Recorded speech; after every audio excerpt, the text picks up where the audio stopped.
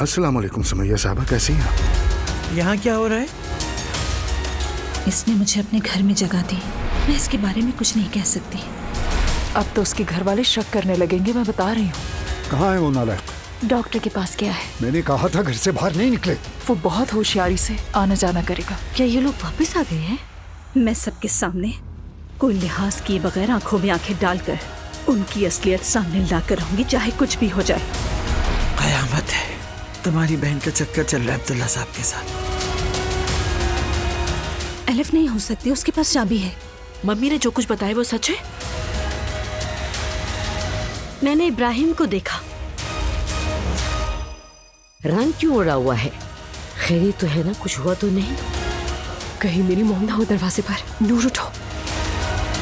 अरे रोहान, आओ ना, अंदर आओ।